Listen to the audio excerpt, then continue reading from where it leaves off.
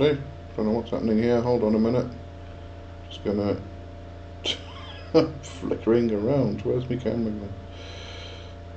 Let me just do this again. I will be back in a... well, my camera will be back. My audio is still here.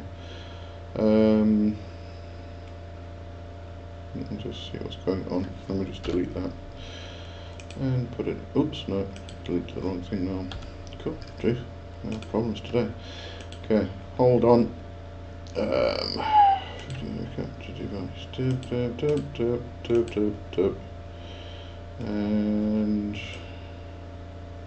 this is not flickering now. Oh no, it's still flickering. Hold on, I'm going to switch off and come back. I'm just going to get rid of that. So we're going to have green screen for a little while. And then see if it works. Weird. That's really, really weird. So this works. No, it's not that. Let's try this. No, if I do that, I'm going to... oh, hold on. Oh, goodness me. Let's try something different. That's the weirdest thing I've ever seen in my life. Okay. Let's just boot this up. I'll get there, don't worry. Let's see. Well, you can still hear me. Who's here? Yolanda's here, Richard's here, Arena. Hello, everybody. It's a matrix glitch. It's weird. I don't know what's going on. Just try camo. It's booting up now.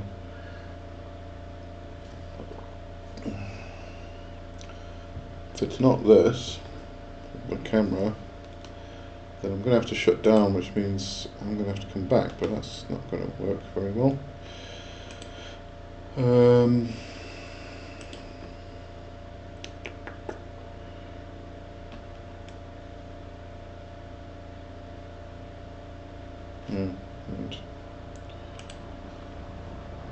Okay, for anybody who is joining, I am here, don't worry, I will be back in a second. Just trying to fix my camera problem. Let's try it again. Nope. Where's it locked? Okay, that don't want to work. Let's try this.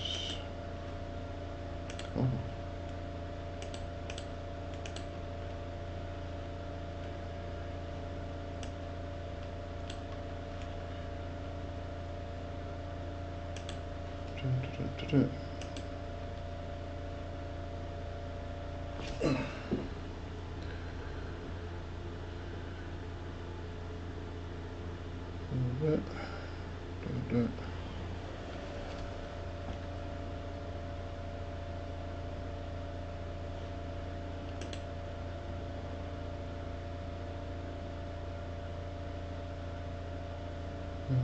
No, nothing's working.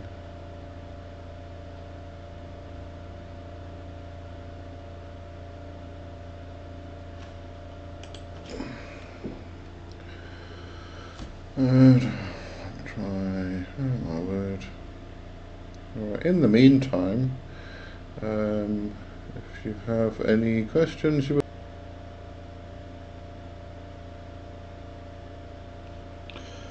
alright, I don't know what's going on tonight. My camera doesn't want to connect. I'm just going to therefore do the following.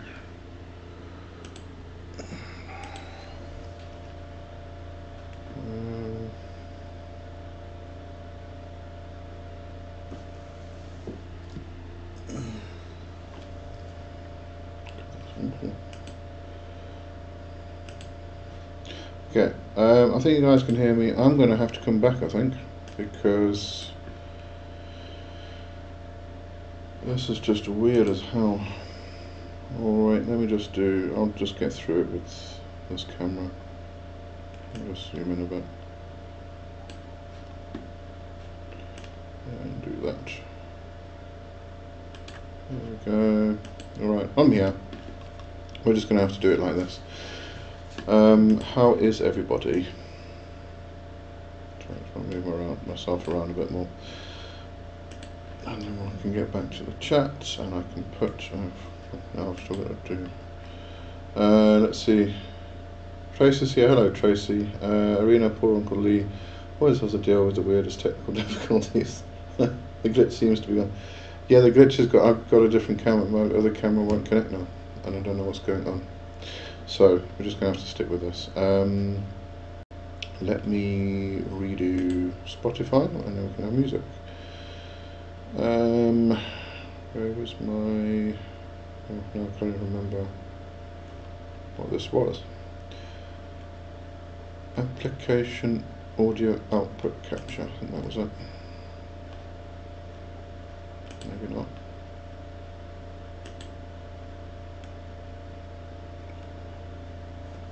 Let's try that.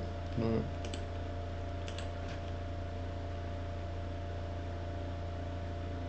Carry on with the chat. Don't mind me. I'm just going to sort stuff out here. I'll get to that. Let's try that.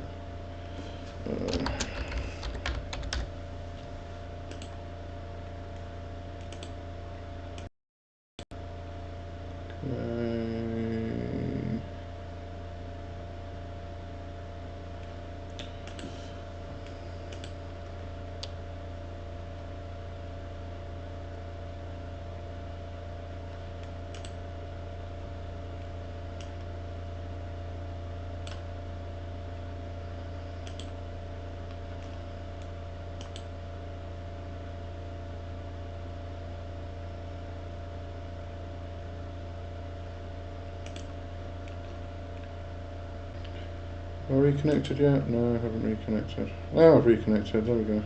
Disconnecting, reconnecting. This is going to be one of those nights, I'm afraid.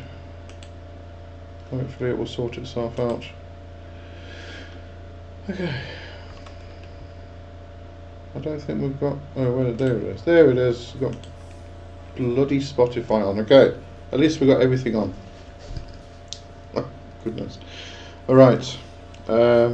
Richard, at Yolandi I couldn't do business ethics, too many things not right. I suppose if you've got to do it for the stuff you're doing, the work you're doing, you've got to do it. Okay, so how is everybody doing? Let's hope that we will not have any more problems for the rest of the live. It's been a fun time so far though.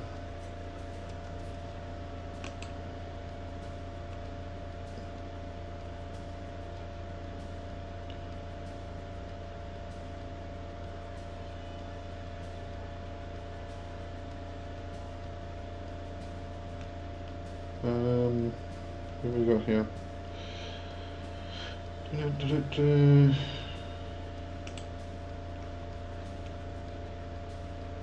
Okay, so if anybody's got any questions, give me a shout. This, for anybody who has not been here before, this is the Covenstead, and we are having lots of glitches tonight, but this is just a get-together, hangout, where witches will be witches.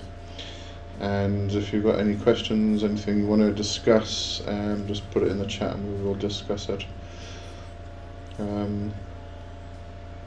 Richard said yesterday was great, today some rain, so at least it cooled down a bit. Oh yeah, I know. We should hopefully get rain tomorrow. This is Joburg side, everybody. Should get a bit more rain tomorrow, so that will hopefully cool it down another day or two. But yeah. Alright, so I assume all my glitches have gone now. So we can get going properly. I'm just wondering if I need to... any news I need to give you. No, nothing different from last week.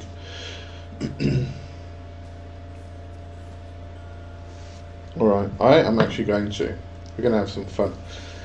I am going to go to Etsy.com. Because that's fun. So I got my... oh yes, it is. Okay. And on Etsy.com I'm going to search for pacts. Because this just gets hysterical, it really does. and I'm going to put the filter on to most expensive. I can't actually set this to a different currency, I don't think. Right, so let's just do this and then I'll see if I can. Highest price.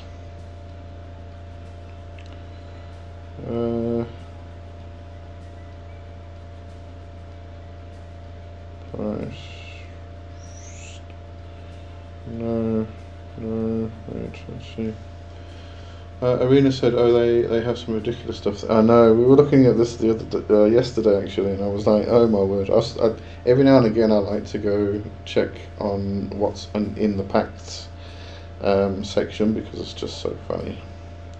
So I wonder if I can change it to dollars though. It's picking up my South African rand thing. I mean, you've got like the Boon Money Tower, which is 910,723 rands. So that's a lot more than what it would be in dollars, obviously. Well, it's converted, but still. But they're just so funny.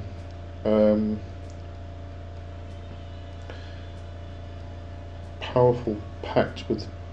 What's this? Powerful pact with demonic alliance. 569,301 rands. It's the item details that are funny though.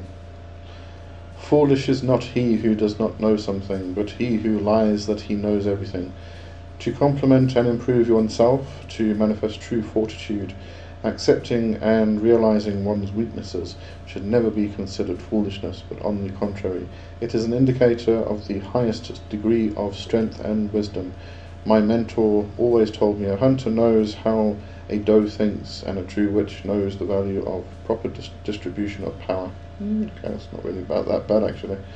The demonic union ritual was created with this very purpose in mind: comprehensive human enhancement and creating a vacuum from the energies of the supreme demons. Okay. This isn't a fun one. We want a fun one. Unfortunately, this is a very energy drawing ritual, and I cannot perform it more than once a year. To prepare and conduct it, I use a lot of additional resources, forces, and draw the energy of the fallen sisters. Moreover, to conclude the covenant, I need the consent of the supreme demons to accept your energy in the union. That is why I am forced to choose among the willing. I ask you not to be angry with me if I refuse you in the ritual, because the supreme first assess your most hidden fears, and they prefer those who are ready to accept their patronage and the force. Right, a little bit funny. What is everybody else doing? Let's see. 9 Gatekeepers of Hell Pact. Most powerful pact ever available. 265,486 rands. Let's see if this has got an interesting one.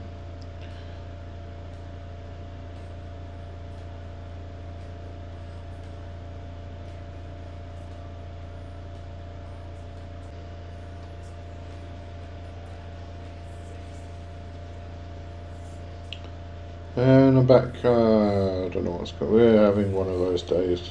I do apologise.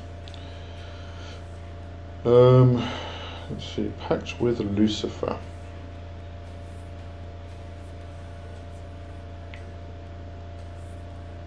Oh, there.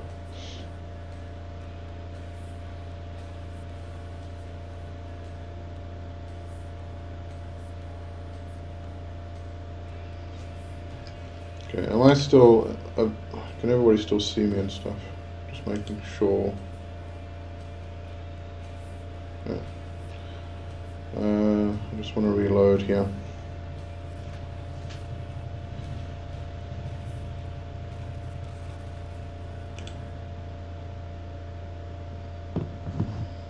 Let's leave that alone.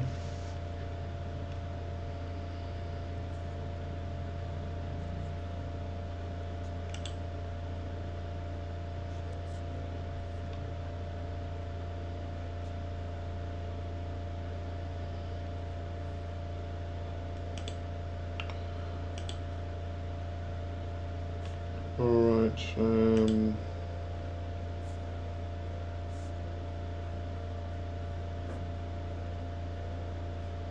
okay, so I'm back. Alright, there we go. Okay, hopefully okay, stays that way. Okay, what's everybody reading, what they're doing, what you're doing, what would you like to talk about, whatever it is. I think a lot of people have just gone because, yeah, no, glitch after glitch after glitch. It's annoying, I know that. So what is going on? What's happening?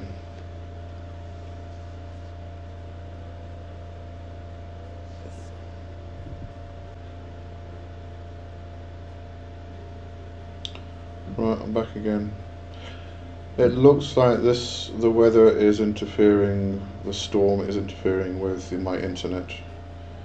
I'm not sure if we should even bother carrying on, actually.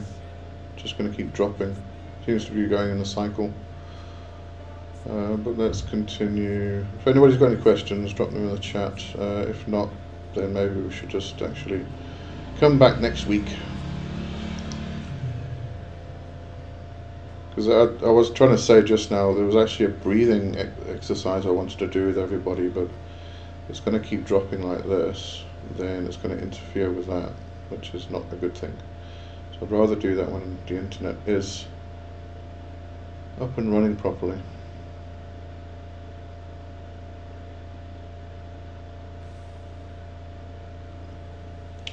Luke's is here. Hello, Luke's. Hello, a week ago I shared that my energy and Daji work so good together, and I was thinking she's evil, and I was worried.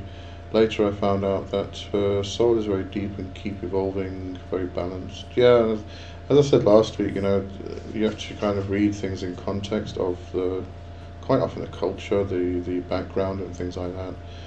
I mean, the typical example here would be the daemons in regards to how we view them and how Christians view them. You know, when they talk about a demon, it's something which is evil. Even the old gods were evil, and that's because put that into context of their particular teachings, and you know, you've got a completely different perspective on the spirits.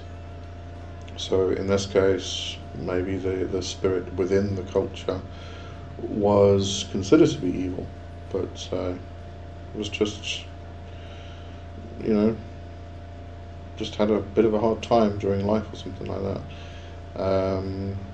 It isn't actually evil, just, you know, just had a bad time. So yeah, read things in context, consider them in context as well.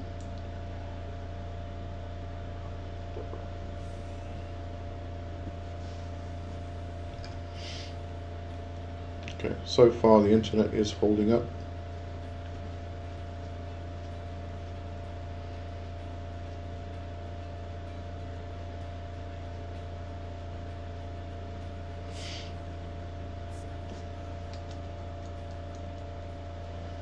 I'm just going to bring the other camera down because it's in a really weird place and not working.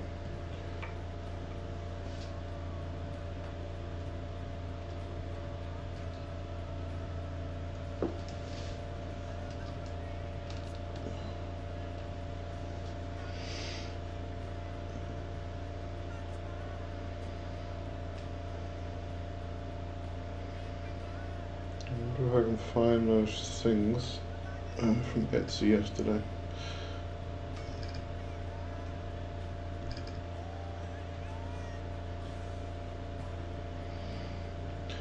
Arena, the breathing exercise would have been nice. It would have been. It was kind of quick. We can try it.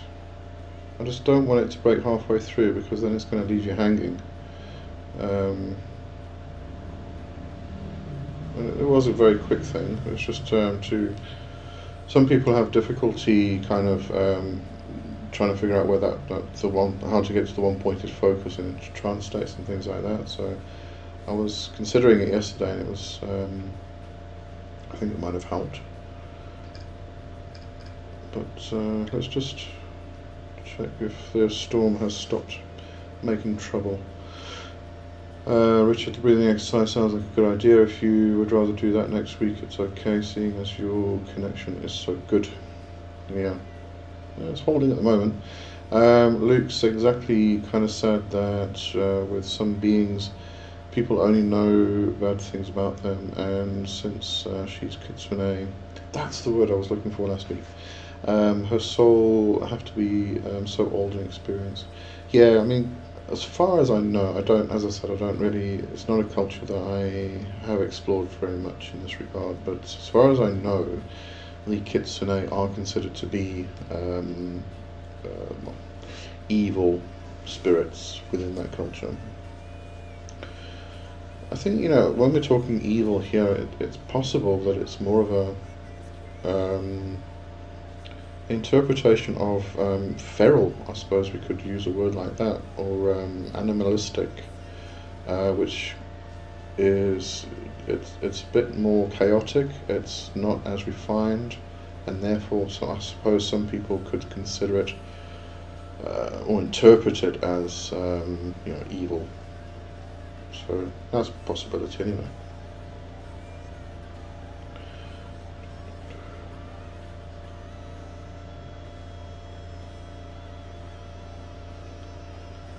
We've got a good one here, immortality spell.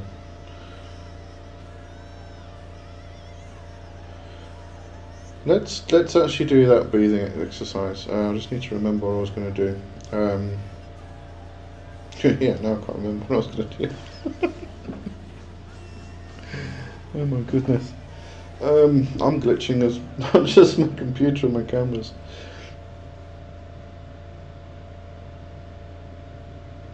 Oh, man, what was it? Okay, maybe we should do it next week because the storm's obviously affecting me as well.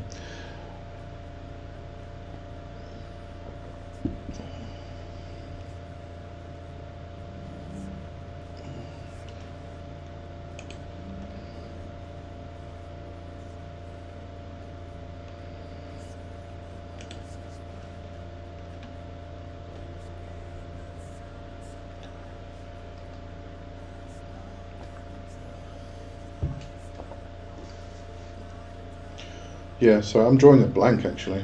I can't remember what the exercise I was going to do was. I'll remember. I'll remember after the show. I'll write it down then, and then we can do it next week. All right. At least then the internet should be better. My camera should be better. I should be better. But yeah, weird week. All right. So what is everybody else doing?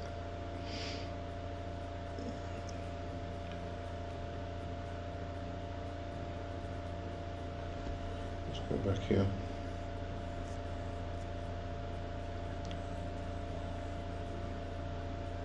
Oh, this was a good one. This is another one, a 910,000 rand. Dion's enchanting magic face. You've got to listen to this one. This is brilliant. Have you ever seen a face so enchanting you instantly fall into a trance state? Have you ever looked into someone's eyes and felt an instant connection to the spirit world? Have you ever seen someone's lips and know that his words will instantly heal your soul? There is a reason why I never show my face. It is because it is just too powerful, too enchanted, too entrancing. One look at me and people instantly drift into a deep trance. It is very difficult to get them to focus. On sale is a giant portrait of Dion's beautiful face, shot with the most sophisticated camera equipment, blah blah, etc., etc. Regular price is $1.25 million. Limited time offer at this price. It is not uncommon for a photo to be sold at 100k. Blah blah blah. Try asking a fashion magazine published supermodel to post for a private photo for you and see how much she charges. Yeah, so Dion's face was created by God himself, and after many years of hard work in hypnosis, astral travel, soul journey, black magic, ESP, telekinesis, banned witchcraft, Reiki, Qigong, transcendental energy pull, hyperdimensional bending, Dion had finally mastered the art of face portal. That is, Dion's face is the portal between the spirit world and the physical world. Staring at Dion's face is the same as looking into the infinite astral realm. God, these are hysterical. They're brilliant. I love them. I can make my whole bloody movies about these. Go to chat. Luke's. I have a question. Have you ever had a situation while connecting with beings when, for example, you connected to someone with from the Greek pantheon and someone from another pantheon joined session? Not between pantheons. I have had the situation where I may have been working with like one of the Goetia spirits, and another one came along. Oh, I did have that situation between Lucifer and Belial once, actually. I remember specifically. It's often because the spirit that you called, thinking that they could help you, actually decided that this other spirit would actually be able to help you with the situation a lot better. So they kind of bring that spirit along. It's kind of like working with a team, sort of thing. But between pantheons, no, I haven't had that, because when you're connecting with a god from a particular pantheon, usually you are connecting with the current of that particular pantheon and therefore culture. So it doesn't usually happen, not that I know of anyway. Yolandi's laughing their head off. Let's try this one. So in between questions, I'm just going to read these because they're brilliant. I love them. Let's see. Immortality spell. Embrace timeless existence. Are you ready to transcend the limits of mortal life and step into a realm of what happened now? I got a bing bong. Why did my computer go bing bong? Oh, well, I don't know. Are you ready to transcend the limits of mortal life and step into a realm of eternal vitality and wisdom? Imagine experiencing perpetual health, beauty and consciousness. My immortality spell is designed to guide you towards a timeless existence, offering you the chance to embrace the endless possibilities of eternal life. I'm just amazed that people actually buy this shit. About the spell, let's actually try and find one that somebody would actually probably buy.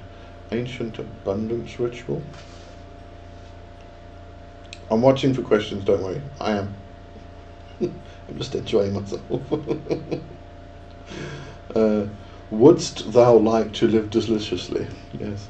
Is Dion trying to look at you? I know. Can you imagine? I'm going to go into a trance state and... oh, goodness. This ritual will open the gates of abundance and will bring to you everything that you should have received in your life and others took from you. You will just step away from the life you have dreamed of. You can understand that this spell will not make you a millionaire overnight. You must have your mind ready for the new opportunities of wealth that will come in your way after this ritual. It can be job promotion, starting a new business, even getting a new job. It's a boring one. Okay, try another one just now. Alright, Richard, do they have a money back guarantee? I don't think so, no. Because its spell works on Etsy. I don't think they will.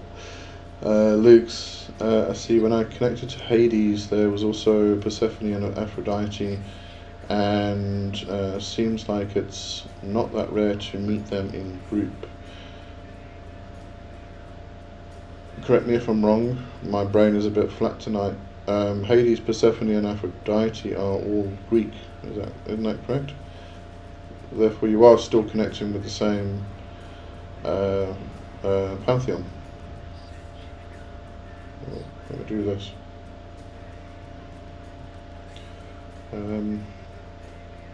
Yeah, because Aphrodite is Venus in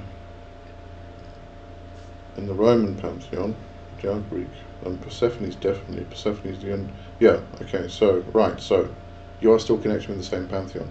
So if you're trying to connect with Hades, and especially if Persephone came through, that makes a lot of sense.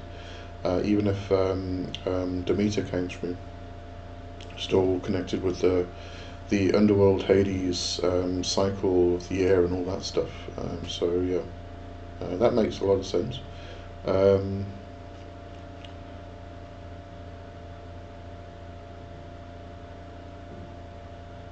So yeah, in that regard, yes. Coming back to what I was saying about, when I was working like with Goetia Spirit or with Lucifer and Belial, I called one, and they felt like somebody else was more suited for the task at hand, so they would call them in. So yeah, they do. It's like working with a team. It's not how I see it anyway. I did make a video about this as far as but it was a while back. Actually creating a team of spirits to work with, and it's a good way to work, I think. Anyway. Oh, now I've closed it.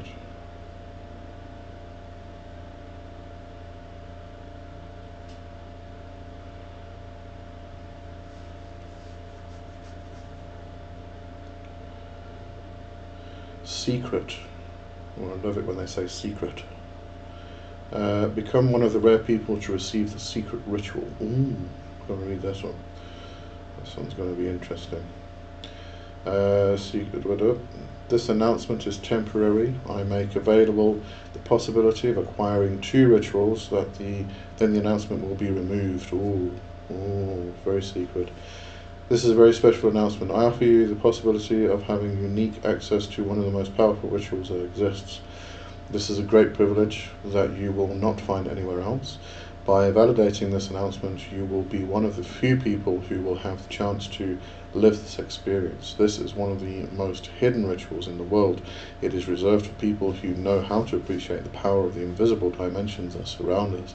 I won't say more. If you are one of these people, you are allowed to live this unique experience or privilege.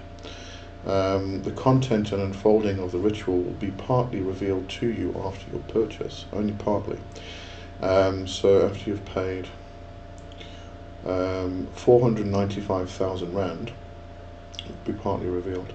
The rituals I perform are among the most powerful. It took me many years of initiations, magic practice and deep meditation to connect to the astral world, yes, as it usually does. Then several more years to be a messenger between the 2 worlds. Okay. Few people are capable of this because the time spent and the work is relentless. Many people do it. Used on a personal basis for a long time, I now suggest that you experience this magnificent spiritual and magical quest. Do not hesitate to contact me. I am here to enlighten you on your path, on your life path, but you are master of your destiny. Right, okay. Luke's about demons. I wanted to get to know something. I connected first to Paimon. He directed me to Astaroth, and she directed me to Boone, and I got, yeah, absolutely, exactly that. That's how I find it often works like that anyway. And I think this is kind of when one of those experiences that you kind of have that almost kind of punch home that this is, what's happening is real, because you got into a situation that things were happening that you did not ask for, you did not expect, just completely out of the blue. You went into this thing with the expectation that you're going to speak to Paimon, and all of a sudden then Astaroth gets called along, and then Astaroth's like, no, hang on a second, let's call Boone. And then Boone comes along, and you're like, okay, wasn't expecting that. So these are kind of those experiences where kind of do punch home that there's that something real is happening. So go with it. Oh God, these initiations with Kali attunement. I don't understand why people do this.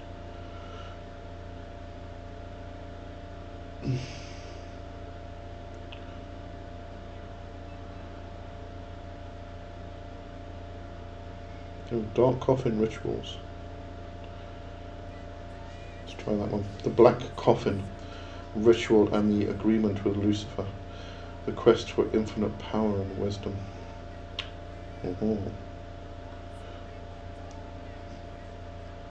The Black Coffin Ritual is a ritual designed to connect directly with Lucifer and make an agreement with him, one of the most powerful forms of ancient dark magic.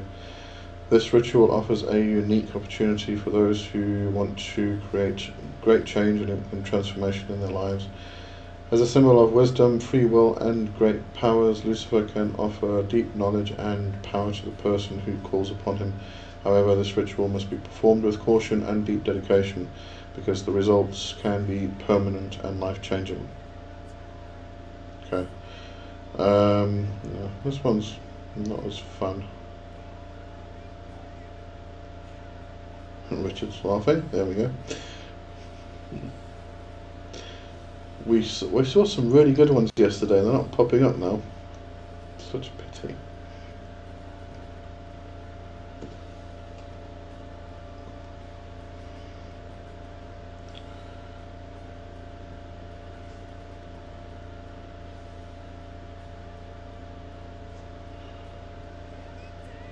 This is the whole reason why I actually suggest to people to do the work, as long as it takes, and that's that one. And you don't have to spend money on rubbish like this. It's just a complete scam. And you can do it all yourself. It takes time. There's nothing wrong with that. This one's good. Let's Cosmic's here. Hello, Cosmic. Just join. Are you talking about how witchcraft and ritual is dangerous? No, I'm reading. I went onto Etsy and I searched for pacts, and we're just going through some of the really interesting ones. What would you define yourself as, a witch or an occultist? That's a difficult one. Occultist is probably a bit easier because that's kind of broad. Occultist is anybody who's interested in the occult, and the occult covers a very, very, very, very wide area. Witch gets a bit more difficult because it depends on tradition. It depends on tradition, culture, even age. I mean, not age as in the current era we're in versus eras previous, things like that, because a lot of witches nowadays are defining themselves very differently to what I remember witches defining themselves as, and it doesn't necessarily mean they are not witches. That one's very difficult, but occultist is kind of broad, so that's a bit easier. Here's the next one. You ready for it? So, power, gender swap, body change. You can spell plus change sex plus safe spell equals fast and rapid result. Unlock the power to transform your physical gender and align it with your true identity with our gender change spell.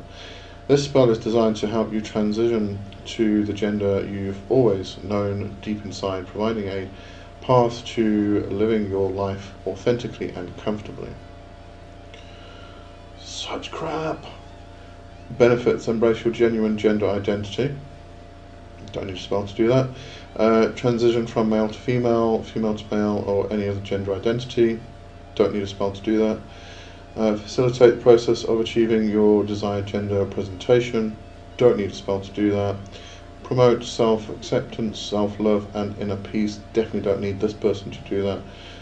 Live your life with authenticity and confidence. Certainly don't need this person to do that. How much is he charging? Oh, 1,297 rand, so that's probably $100. But such rubbish on here. Cosmic. This is interesting to me. I changed my YouTube to witch, but I think I will change it to occultist as that fits me better. Yeah, why not? I think, you really need to... The problem with labels and titles is that we don't actually need them. Some people do. They like to put themselves into a little box in the category because it makes them feel more secure, and that's perfectly fine. Absolutely nothing wrong with that. But when it comes to someone like me, I don't know what I am. I've synchronized so many things into my own personal path that I don't know what I am. That's why I just went with wizard. So many people were having this argument of you're not a witch, you are a witch is this and a witch is that, and I thought, can't be bothered anymore, I really can't. So why not wizard? Hardly anybody uses it. If anybody wants to equate me with Harry Potter, cool, that's fine with me.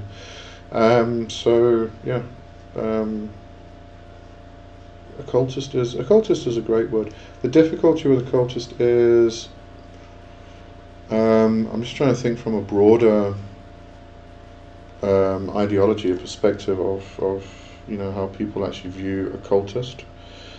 Some people might consider it to be kind of edgy. I don't know. No, I don't think so. I think occultist is cool. It's fine with me. Cosmic people cashing in. Oh yeah, no, cashing in fantastically on Etsy. Wouldn't you just go to the doctor? Yes, probably. And your friends. Not all of this is physical, it's psychological. It's shifting in the way we think, the way we are. Well, not even the way we think, just shifting to what we are.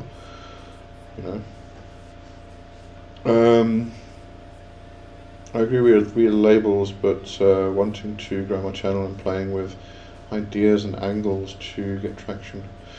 Yeah, which is a good one. If you're trying to grow your channel, you don't want clickbait, but at the same time, you've got to try and find some catchphrases, or not catchphrases, words that kind of pick up the algorithm quite well. And which is it is a good one, but I think it's swamped at the moment.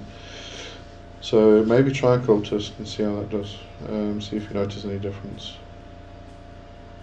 Luke's, do you also feel like Lilith and Samael are perfect for each other? Yes, I do, personally. I consider them to be a pair, a match. And then on the other side, they're kind of like the elder couple, if we can call it that. And then on the other side, the younger couple is Azazel and Naama. So yeah, definitely. I call myself pagan. Yeah, pagan's brilliant. It's also a broad umbrella term, so you don't have to get too fussy about what it means, actually. Pagan generally just means anybody who doesn't follow one of the book religions. So, it's a very broad thing. A lot of people argue that, certain things, some people say Hindus are pagan, some people say they're not. Some people say Buddhists are pagan, some people say they're not. So again, we have this debate, but, it's easier to kind of say I am pagan and people understand generally what you mean. Johanna, hello Johanna. I started watching What We Do in the Shadows. Absolutely. Oh, and I was actually watching it as well. I kind of watch it in between other stuff. It's lovely, it's brilliant, it's funny. Makes me think whether vampires are real in some sense, at least. Oh yeah, no, vampires are definitely real. I've known some. I did a show on vampires a couple of months back. It's not just vampires. You've also got your sanguine, which is the feed on blood. So that's a real thing. It's not. I think a lot of people do kind of go about it from a fantastical perspective. We're vampires and we're drinking blood and stuff like that until they actually try it and they puke their guts out. No, actual vampires who do drink blood. There are many reasons for it. I think psychologically and physically, actually. And specifically psychic vampires. Not everybody's going to agree with this, and it's understandable why, But one of the explanations I actually got years back was that there's something missing in the person. Can't quite explain what it is, but whereas somebody who is non-vampiric would eat food and drink liquid to gain sustenance, to get fuel, to fuel the body and keep it going, that doesn't work for them. They can eat as much as they want, they can drink as much as they want, and they'll just wither away. So they actually need life force from other people or from other objects, things, and that life force is what sustains them. Now, some vampires are going to feed off human life force because that's what they need. Some are going to feed off, like you find some will actually feed off the elemental forces and things like that because that helps them. So whatever they need to actually carry on. So in many cases, it's not just because it's cool; it's because that's how they have to live that way. Then it's an interesting topic. As I said, video on a while back. Cosmic. Oh wait, do you know? Yes. Next one is Cosmic. A new witch at 50. Most of the channels are young'uns. I'm flabbergasted at all the young witches. Yeah, no, I started out young. I was in my 20s. Trying to make my impression on the internet and the world and everything else, because the internet really had just started then. You had the Yahoo groups and everything else. I'm sure you remember those. So I was making my stand. I started off. Back then it was you had to have your magical name because you could hide. It wasn't this thing. Facebook hadn't come along there yet, where you had to kind of give them your name to prove that you were a human being and things like that. So we used to have our magical names online, and I was Mabonez, relating to the actual Welsh god Mabon, and then I kind of evolved from there, became Oakman, and then I became Red Oak because King Gobe actually gave me that name. So I've still got that name now. Amongst others, I have other names that I use various places. But yeah, no, the young people now are doing some brilliant stuff. Some of them I question, but there are many who are doing some amazing stuff. Matt Warren's books are great. Really, really good stuff out there. Luke's exactly. I'm so happy for them. Yeah. When Lilith chose me, it was the best thing in life. So many paths open. Yeah, Lilith is amazing. Goddess, really is. Johanna, I should watch it really well. I love the energy vampire on the show. He's funny. He bores people so that they will just sit there and get bored, and then he sucks all their energy. Yeah, it's funny. Maybe some in Hollywood. Do you develop into a vampire? What was your magical name? Cool. Okay, so I think a true vampire, a proper Psy vampire, is not something you become. It's something you always have been. And there's many ways we can kind of look at this and speculate on it.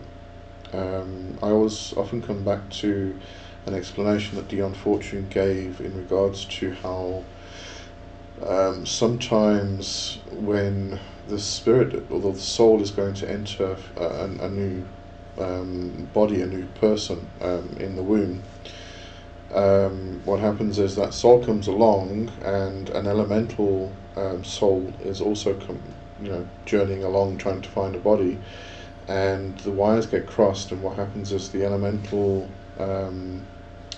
spirit being gets put into the physical body that then gets born, and they have a very, very difficult time in life.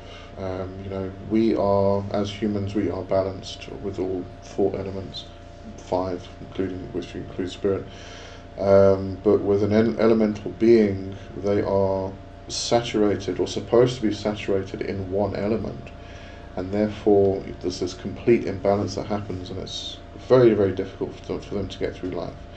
That's very similar to what may happen with Psi vampires. They are just born with this deficiency, or this imbalance. I don't really want to call it deficiency, but this imbalance, and they need to feed on something other than food, our normal sustenance. So, they go through life, and it's difficult for them until they actually realize what they are and what they actually need. Then they can find ways to ethically feed, and then they can do what they need to do to actually continue and gain that sustenance that they need in order to live, and then their life gets better, usually. But they do tend to stick to the shadows, because it's not, generally speaking, it's not one of those things that are accepted. You kind of, like, somebody says, I'm a vampire, and all of a sudden everybody's like, oh, you're going to suck me dry, you're going to take all my energy away from me, I'm going to become sick and depressed and everything else. No, not really. If the person actually knows what they're doing, and they've got everything under control, they've found ethical ways to feed, and so there's nothing wrong with them at all. But yeah. Cosmic, I didn't think it would be such a common thing with young people just going to show the sheltered life I've lived. When you say the common thing, with young people, young people are always interested in the esoteric and the spiritual and the supernatural and all of that stuff. Always will be, but I think we've got more exposure to more things. Before the internet, you were really only exposed to what your parents, your family, your community around you actually did. So usually ended up being a churchgoer, because you weren't exposed to anything else. But I think now we're exposed to so many things. We've got so many possibilities in front of us that we can explore all these different things, different paths. Hello, Rainwater. How are you? Rainwater's cool. Luke's words can't describe how amazing Lilith is. She never ignored me, always watching, listening, have time for me. SMTH, I'm sure it's abbreviation for something. Sorry, I'm an old fart. Beautiful, and she is very wise. Yes, absolutely. She is indeed. Cosmic, there was a recent film about this young girl feeding on humans, can't remember the name. I don't think I've come across it. Be interested to know what it is. And also, yes, so I did a Ouija board in my 20s, loved it. Oh yeah. When I was, I had a friend in high school, it was early high school, so I was about 13, 13, 14, somewhere around there, and we used to do Christos experience together. Have spoken about this, but it's one of those things that don't get spoken about very often. So the Christos experience is a technique where you actually put somebody into a conscious dream, and quite often they go back and experience a past life and things like that. So we used to do this all the time. Used to love doing it. And then when I learned hypnosis just by myself when I was 16. You know, teenagers are. And then I became like the party trick, you know, when parties got a bit boring. Oh, Lee knows how to hypnotise people. Lee knows this Christos experience thing. Let's do it. And, so eventually I stopped doing it because I became the party toy. I haven't done it those things in years. I'd actually love to get back into Christos experience. It was a very interesting thing. I had some scary experiences with that though. I had one friend who used to go into the most amazing experiences, but to try and get her out was very difficult because she believed so much that she was these characters. I mean, she became one of the witches from Macbeth once, and she just refused to. She said, "I'm not asleep. I'm not going to wake up. Why would I wake up? I'm not asleep." And I got her to. There was a field, so I got her to run around the field to try and tire her out, so that she would then go to sleep, and then I could try and wake her up as who she was now. So she's running around the field, and then all of a sudden she goes, "Oops." I'm like, "What do you mean, oops?" So I just trod on something, and it's poisonous. Oh, damn it, I'm going to die now. Oh, yeah. I shot myself several times. Teenagers being teenagers, it's great, it's fantastic. Cosmic, opening scene, she bit her friend's finger off. Ooh, that's not very nice. Yeah, that's probably Hollywood taking the whole idea into their little dark places that they like to go to in regards to all of this stuff.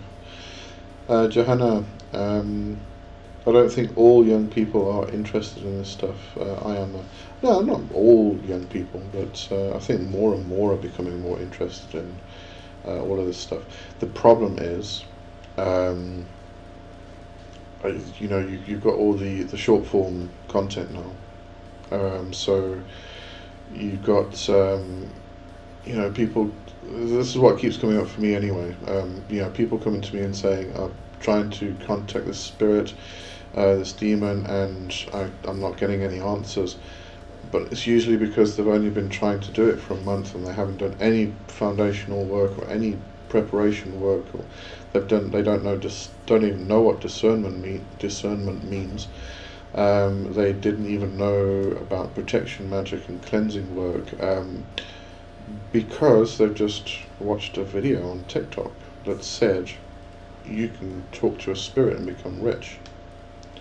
No, not really. But this is some of the information that's being passed around.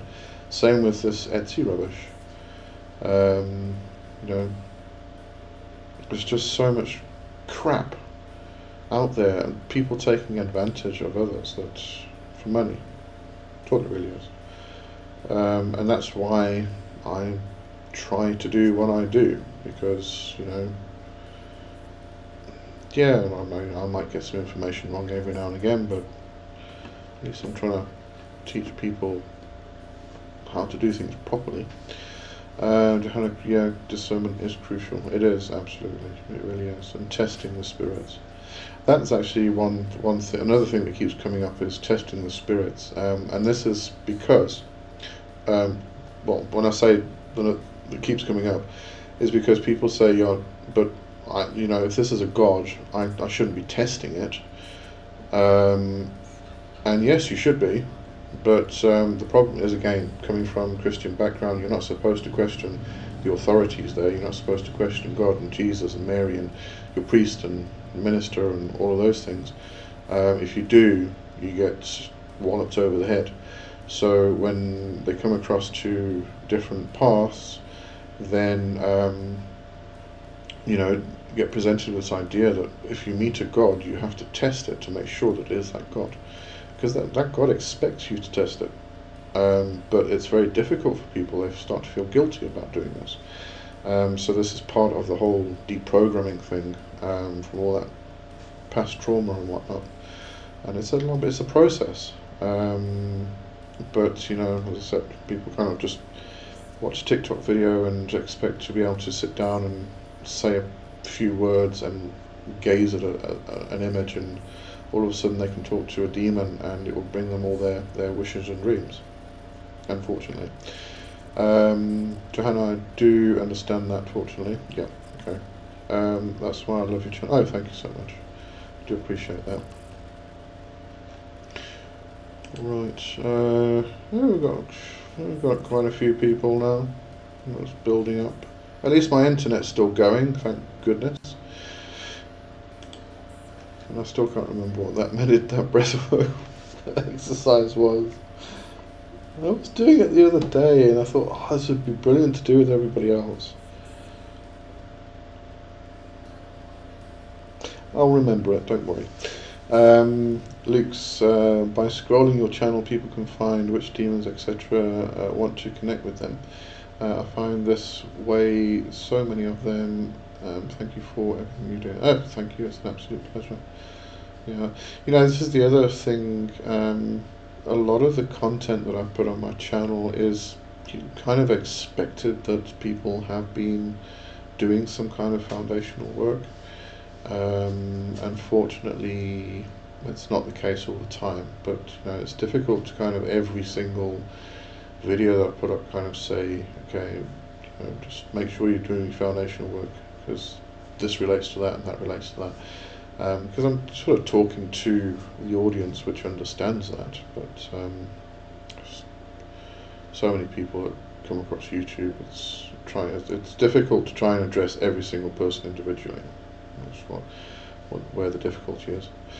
Cosmic, your foundational work is really helping me. Oh, good stuff. I'm glad. Yeah. It's the for anybody who is wondering about that, I might as well plug myself.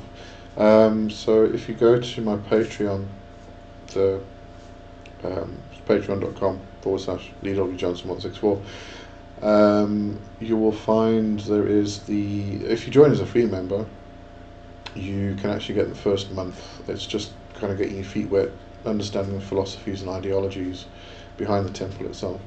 But it's the Temple of the Horned Serpent which I started putting together, and all the first degree training materials there.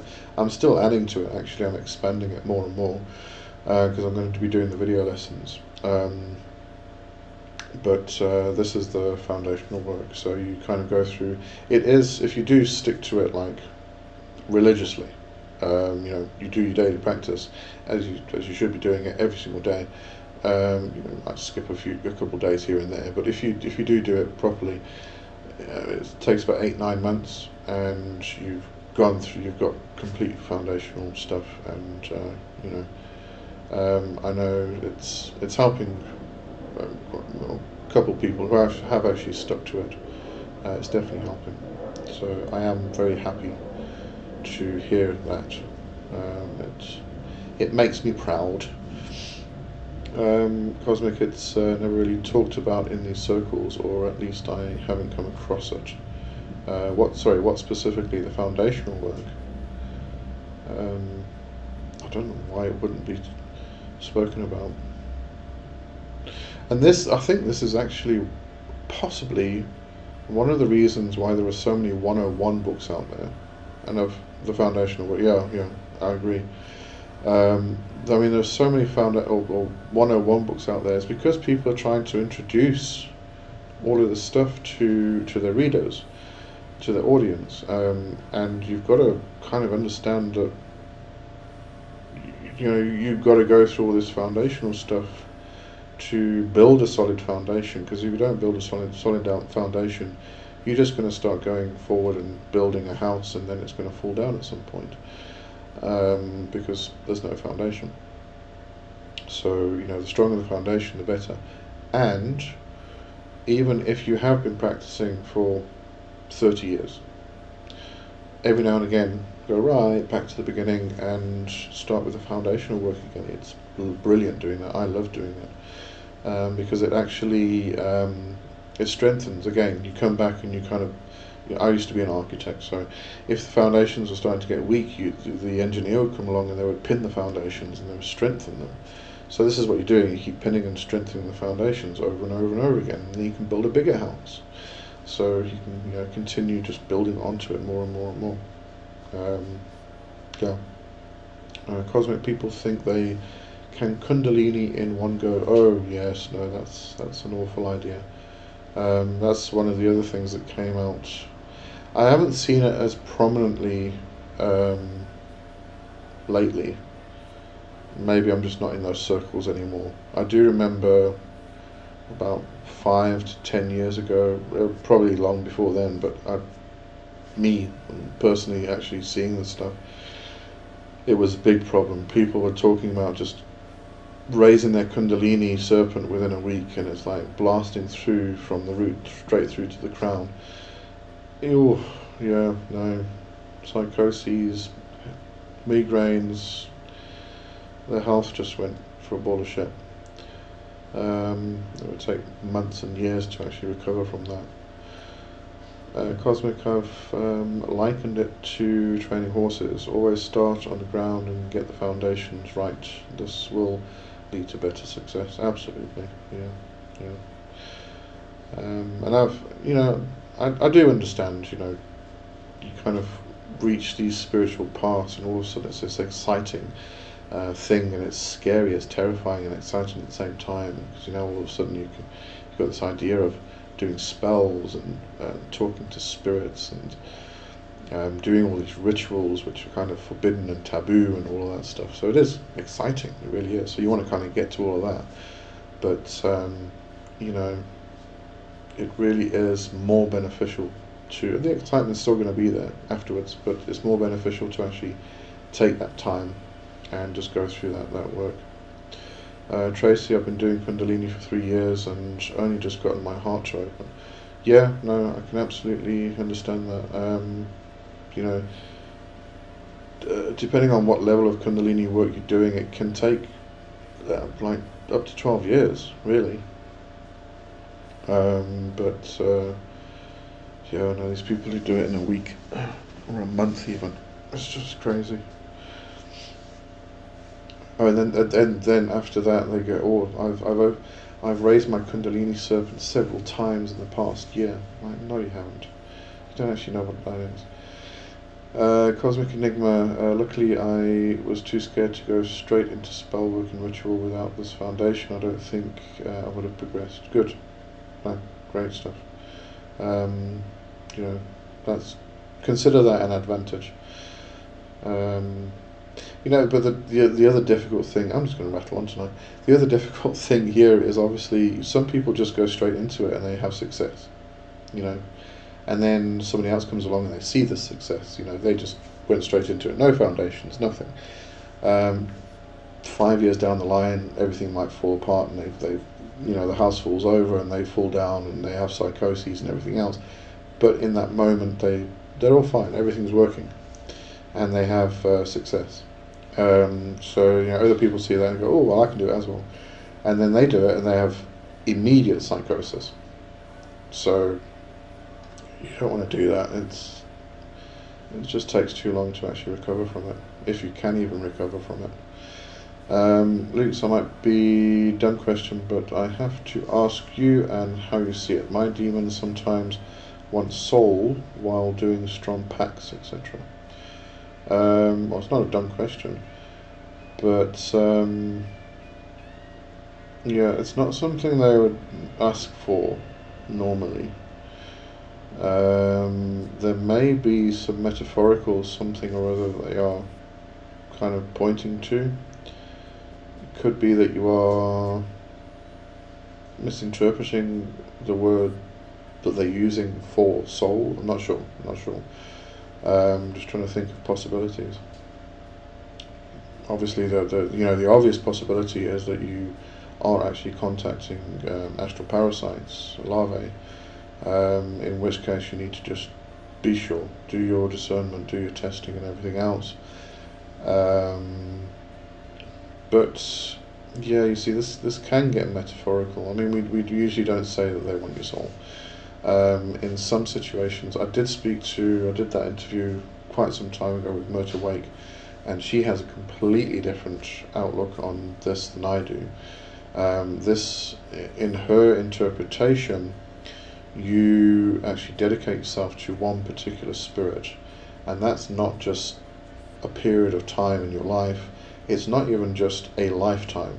It is multiple lifetimes, and you cannot unbind yourself from that binding, and that is very much your soul belongs to them type of thing. So that is one interpretation. It's not my interpretation, but it is one. you also have,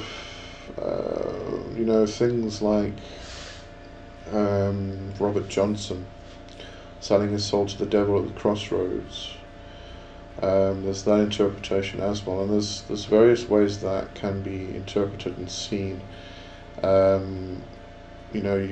That's kind of where the idea of 10 years and that the devil will come and take your soul after all that success. But what I was going to try and get at now was the whole idea that he went to the crossroads, he sold his soul to the devil in order to become the best guitarist, and overnight basically he became one of the best guitarists. But there's also stories of him being seen at the graveyard every night, and there was someone who was teaching him how to play the guitar. Every night he would go and he would just sit there and learn from this person, and he was considered to be the devil or a spirit who was actually teaching him. But there's also an aspect of, it's a bit difficult to put into words.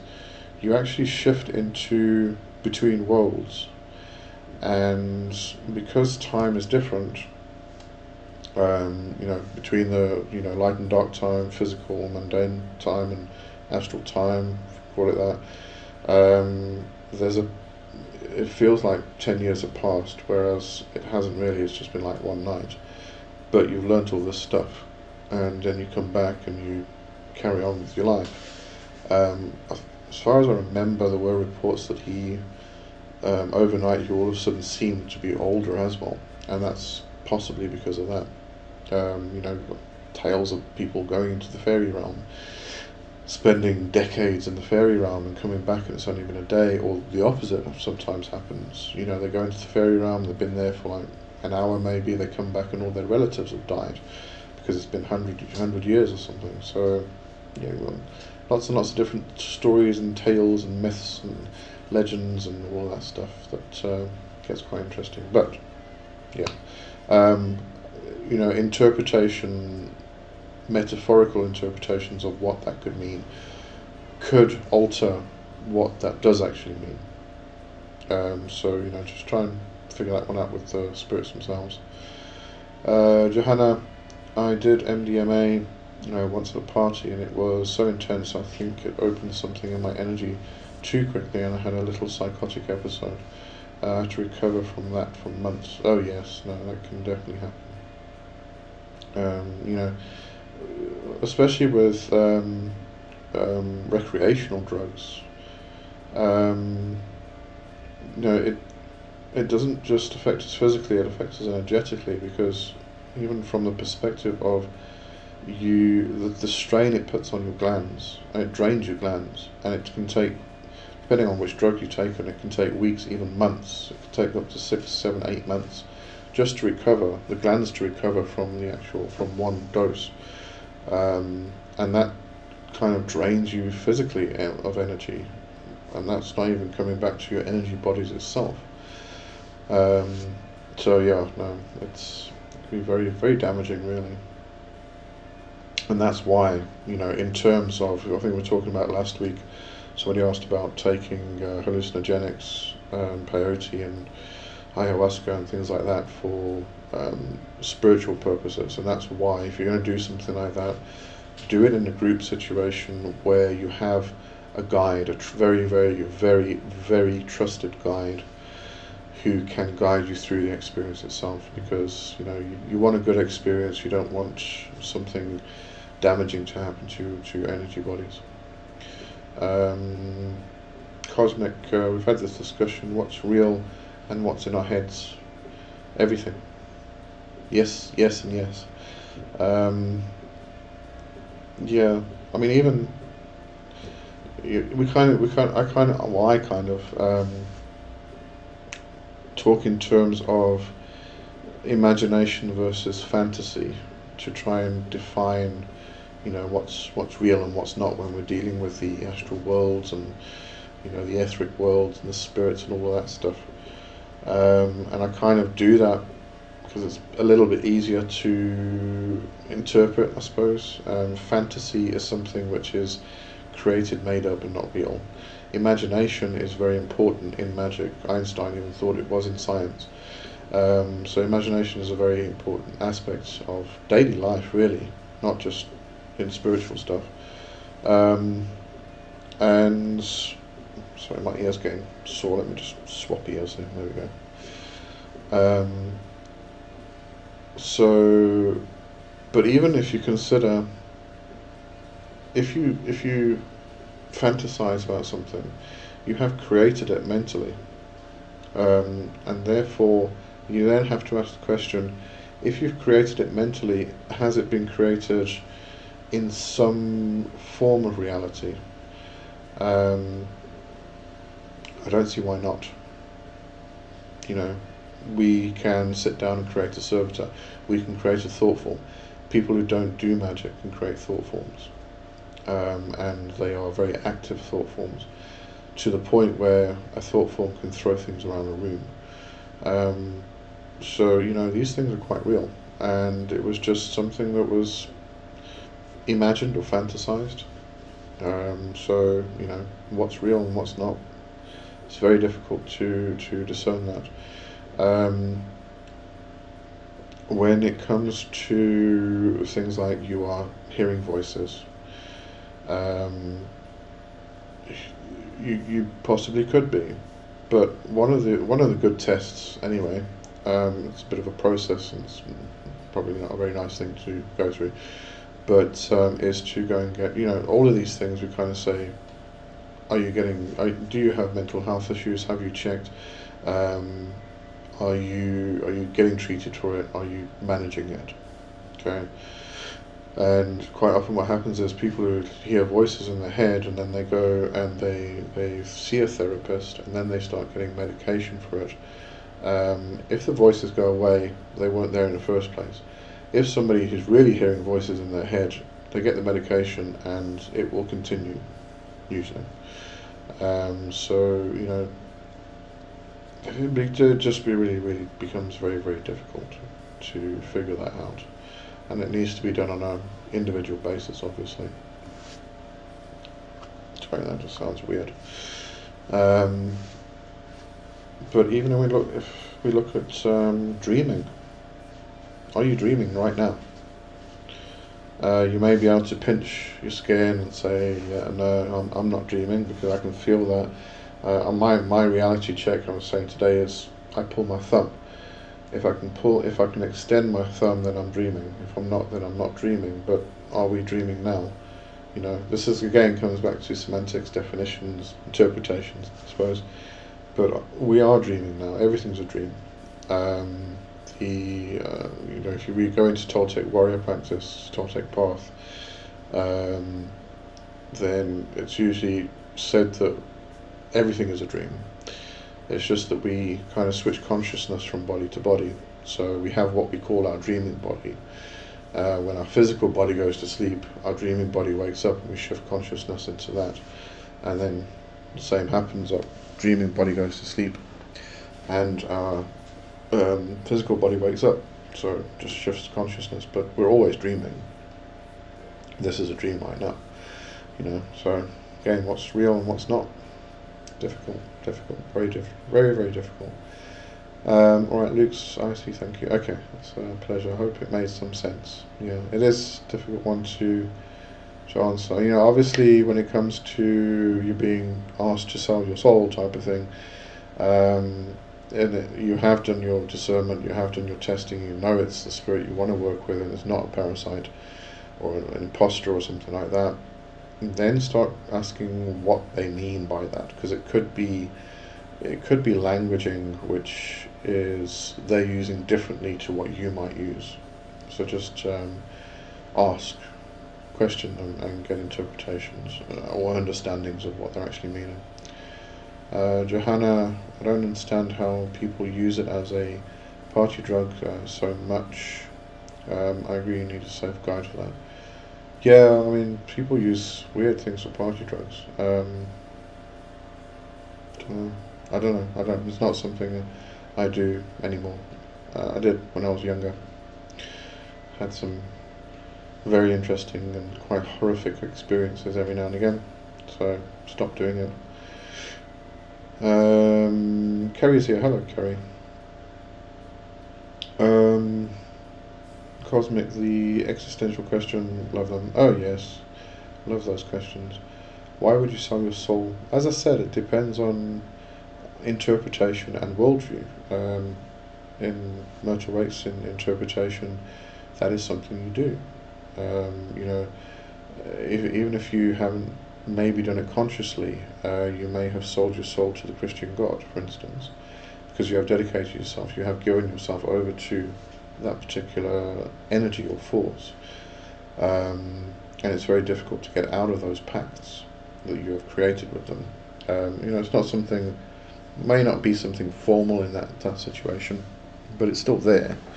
You're still creating energetic bonds and energetic ties with particular things.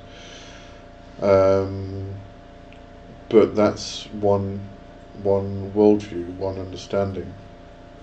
Then it might be down to interpretation within culture. Sell your soul in some interpretations could be seen as you are giving your soul away. Your soul then now belongs to something else, someone else. In another interpretation, to sell your soul could mean a contract, a binding, which isn't necessarily giving your soul away, therefore you have no soul anymore, but it could be this contract. And this is what a pact really is a contract. It's a binding, an oath between you and a spirit. There's various ways we can view pacts and selling your soul and all of this stuff. And as I said, it comes down to interpretation, not just personally but culturally.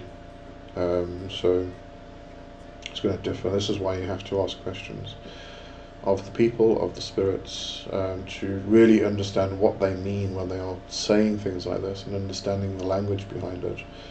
English is it's a terrible language. It doesn't really suffice in many areas. Trying to, just using a word has so many different interpretations, and then you've got the actual personal worldview of different people that interpret it personally in their own context, and it just becomes difficult. So using a singular word to try and explain something doesn't really work. Or a phrase or something like that. As I said, there was the whole idea of Robert Johnson and all such people who sold their souls to the devil at the crossroads. If you read the Covenstead workings by Robin Artisan, he actually talks about making pacts with the witch father and the witch mother.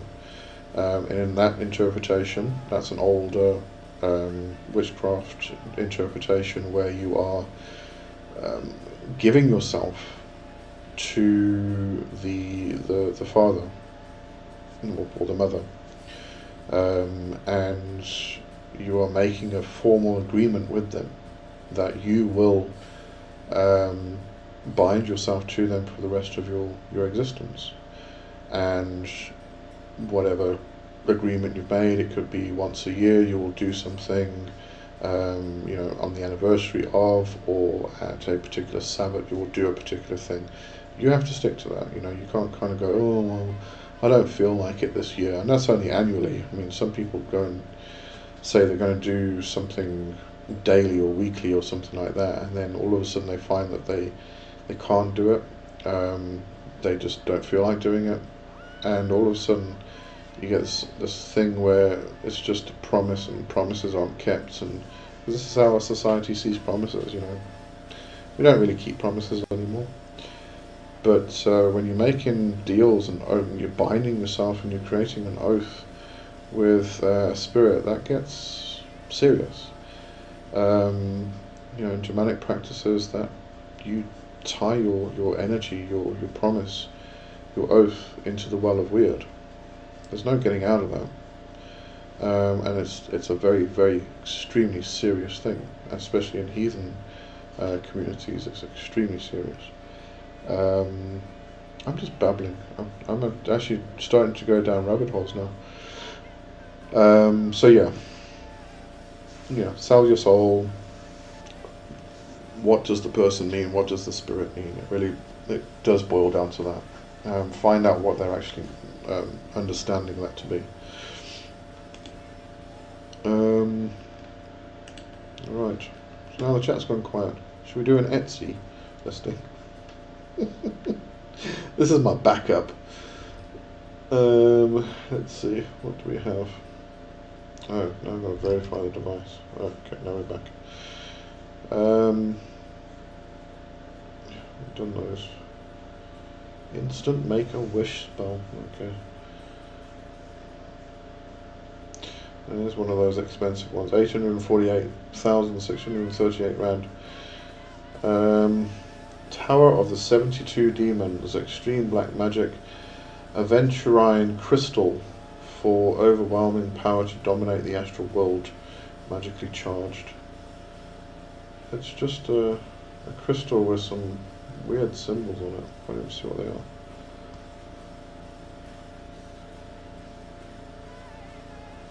Well, one of the things is the little... Oh, I've got one I can reach now, they're over there. It's the little... it's the guy's been burning candles on it. And the little disc thing that comes with the cone incense.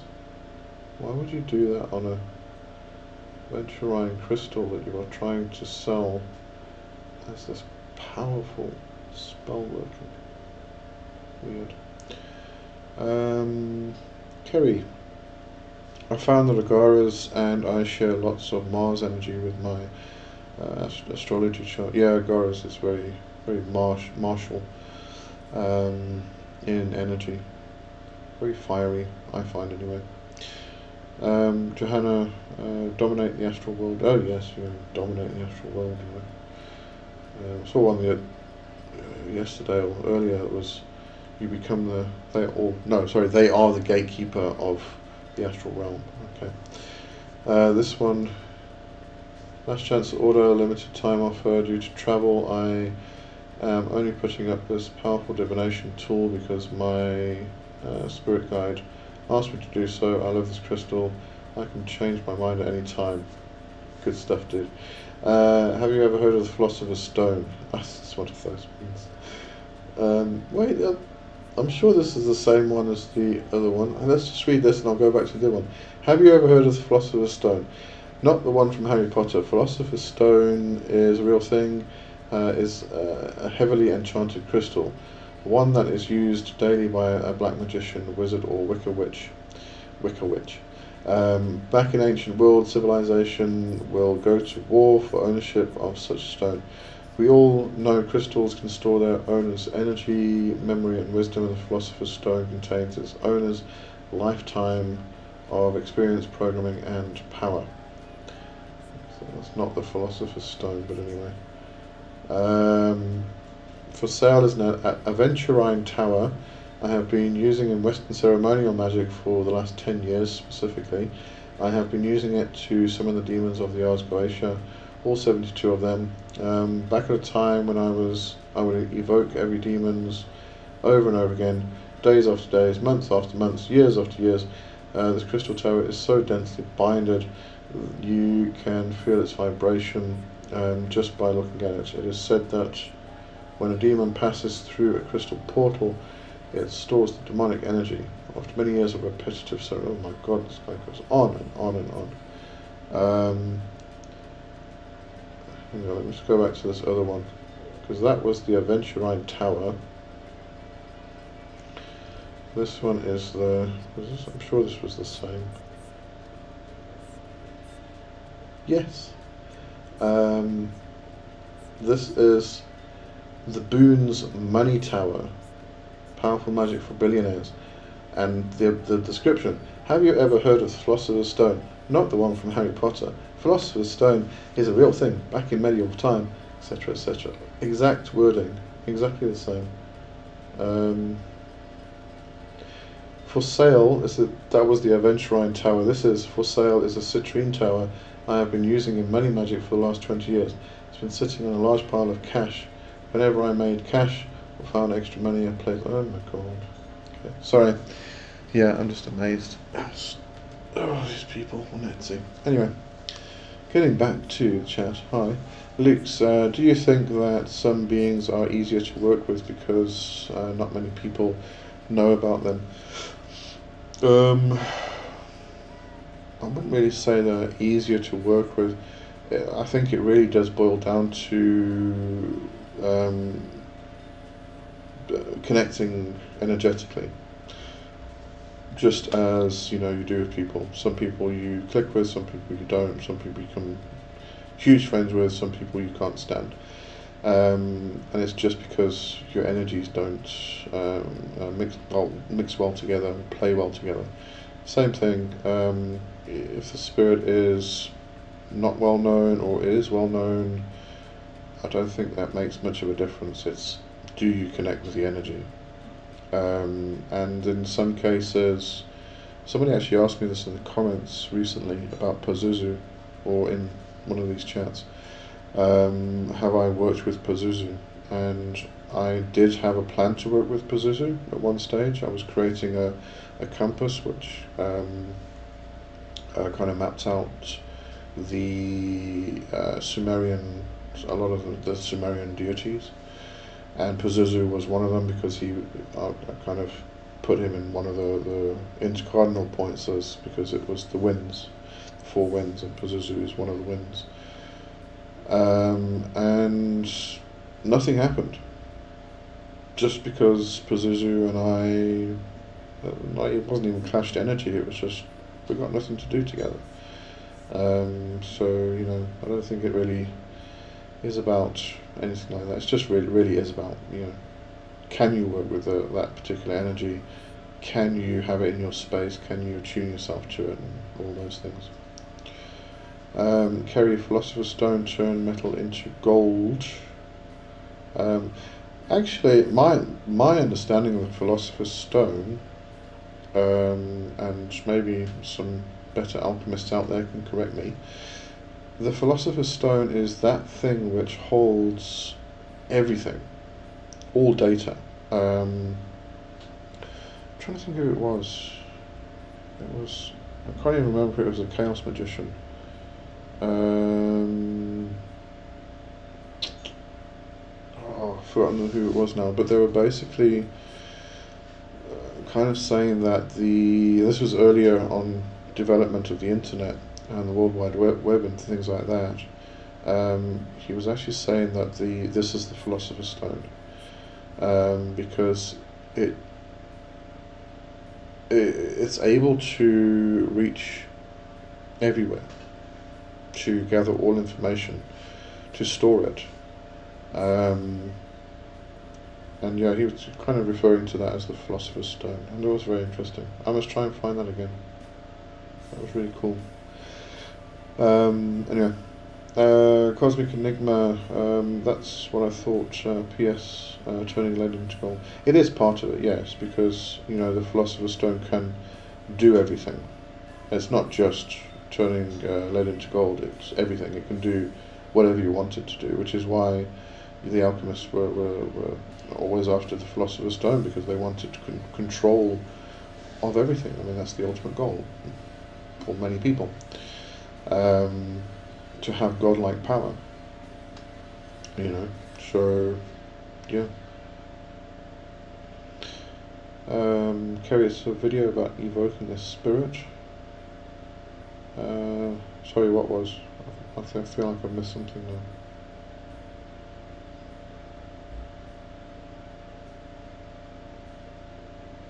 I definitely missed something there. Sorry. What was video? From Glitch Bottle. Oh, okay. I'll see if I can find that episode. I haven't listened to podcasts in a while. I'm terrible when it comes to podcasts and YouTube and stuff.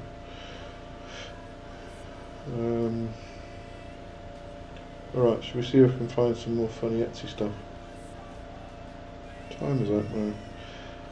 I am starting these earlier, an hour earlier, because then we can have like 2 hours. I need to bring more, get like a flask of coffee or something. Oh, Divine Pact with Jesus. Oh, I've got to do that. This is 47,740 rand, just in case you want to have a pact with Jesus. Okay. Why am I missing the item details? What it is. The Pact with Jesus spell is a profound ritual crafted to connect you with divine energies and invoke blessings, wealth, and healing in your life. By harnessing ancient words of power from Hebrew and other esoteric languages, this spell draws on centuries of mystical tradition, creating a sacred conduit for transformation. Inscribed on high-quality parchment, this spell serves as an authentic and powerful tool for manifesting your deepest desires and aligning with your spiritual path. What's included?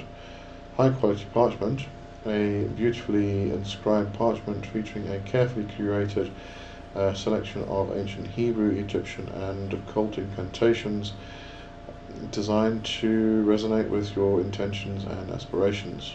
Ritual guide, comprehensive guide detailing the steps to perform the ritual, including preparation, offerings, and meditation practices to maximize the spell's effectiveness.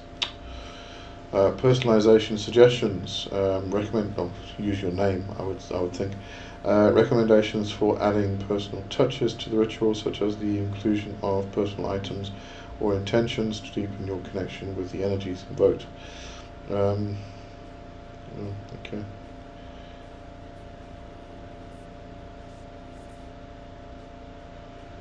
What do you actually get? Each ritual is tailored to your desires, with outcomes varying based on personal alignment and dedication.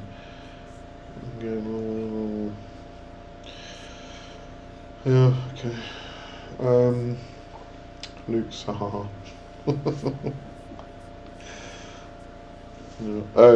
Past series, the next past series, first Monday of November, is about Gnosticism, by the way.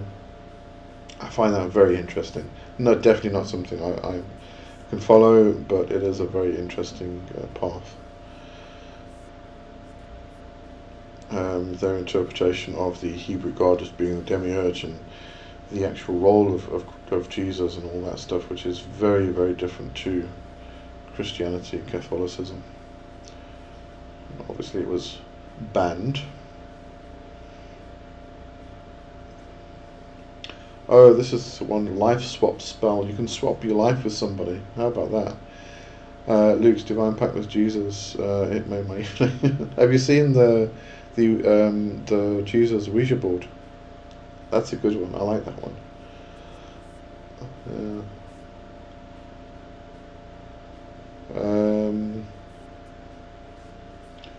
Right. This is the life swap spell. This spell allows you to exchange lives with another person, taking on their identity, skills, and circumstances while they assume yours. It perfectly mirrors each other's physical appearance, memories, and roles, making the transition seamless and complete. I mean, this is the stuff people are selling on Etsy. I mean, I would call that identity theft, but you know. Oh, this is about the person. I am Mimi Zofia, and I have devoted my life to the dark arts, initiated as a gatekeeper to the underworld. I am bound to serve its depths until my time comes to walk this world once more. But if you're not walking this world, how do you post on Etsy? A legion of demonic forces stands at my command, yet I remain in cooperative terms with the angelic realm. My duty to the angelic realm is to defend those unjustly targeted by the dark forces and to solve the problems of the human world for those led to me. Oh, that's a great contradiction. My knowledge of Goetia and demonology is not merely power, but a responsibility, a sacred oath I've sworn to protect those who cannot protect themselves. I am here to transform your intentions into reality, fulfilling my duty to guard against the unseen dangers I threaten your world. In the shadows I walk, so that you may stand in the light. Fucking hell. Okay. I've had enough of that now. Alright, Kerry Lee, what are your thoughts on Pistis Sophia?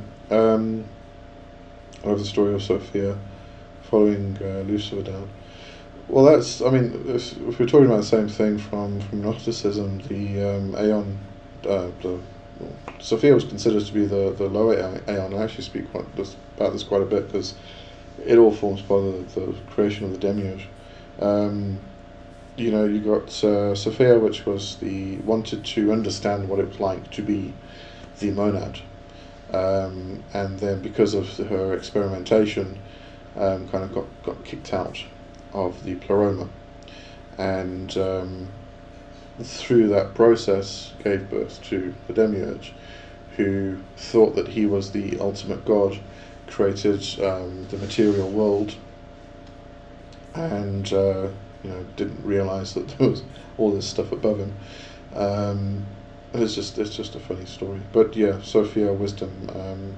For some reason, I've always had ever since I was a child, I actually think I first came across Sophia in the Songs of Solomon when I was a kid, because my old family Bible, which I was absolutely fascinated with, it's got the books of Apocrypha in, and Songs of Solomon is one of them, obviously, and I used to read this idea that Sophia was this feminine god, or the feminine part of God, wisdom, and I was just amazed by this. So I think I kind of fell in love with the divine feminine a long time ago,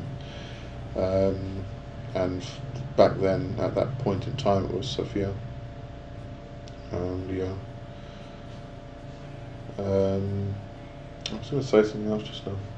The Nag Hammadi, coming back to Gnosticism again, Nag Hammadi library that was discovered in 1945 in Egypt.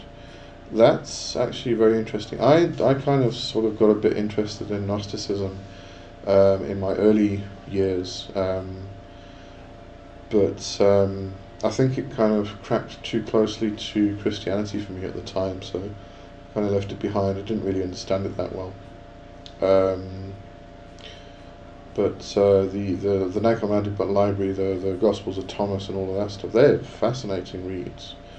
They're really interesting, and a whole different perspective on things. I've forgotten the title of the book now, but the one about Judas Iscariot. Completely different perspective on Judas Iscariot. It wasn't a traitor. It was actually the most beloved disciple of Jesus, and Jesus actually taught him all the mysteries and taught him. There's got all the teachings in there about the demiurge and all of that. So all the old Gnostic texts that were hidden because they were being destroyed by the Christians. Just very, very interesting stuff, but not something I can follow.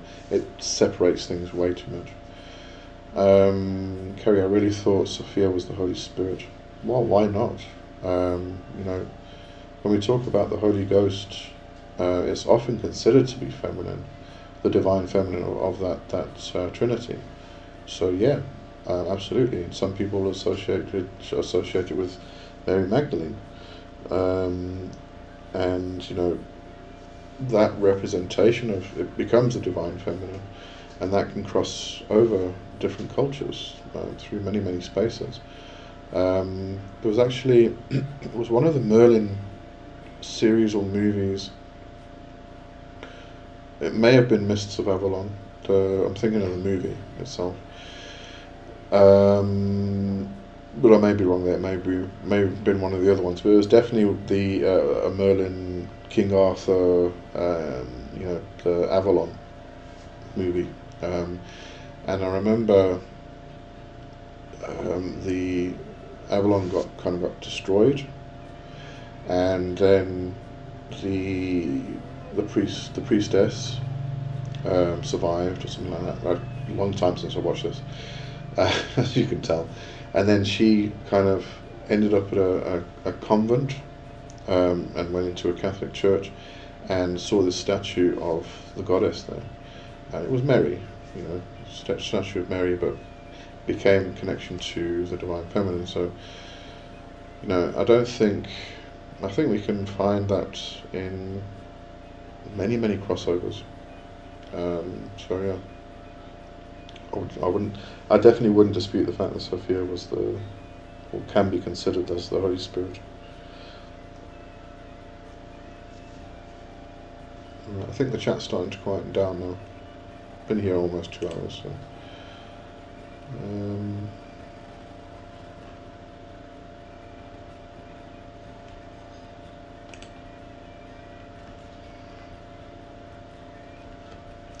Yeah, and in regards to Gnosticism, as I said, it's not something I would follow because of that total separation, the material from the spiritual, and you have to remove yourself from the material because the material is considered to be evil and dirty and horrible, and nah, definitely not for me.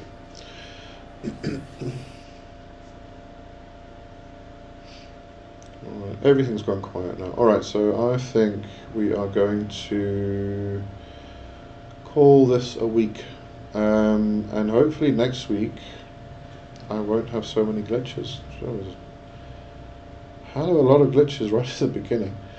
That was weird. But yeah. Oh, wait, here's Luke's. Speaking up about it, lately I got drawn to Morgana Le Fay, and I connect, and she is amazing. I feel like she's the most interesting goddess in this pantheon, Arthurian. She is very interesting, yeah. I think there are a lot of interesting characters in the Arthurian legacy. I like Merlin myself. Meerthin Wilt, or Merlin the Wild, when he went a bit crazy and started talking to all the animals. Well, he was considered crazy, he wasn't really crazy, he was just connecting with the land. Yeah, he's my favourite. Crazy old man with the crazy hair. A bit like Einstein-like, actually. Anyway, yes, so I'm going to end this live for today. Thank you for joining, it's been fun. We've had some fun with the Etsy listings. I do enjoy reading those every now and again. They just they make such good stories.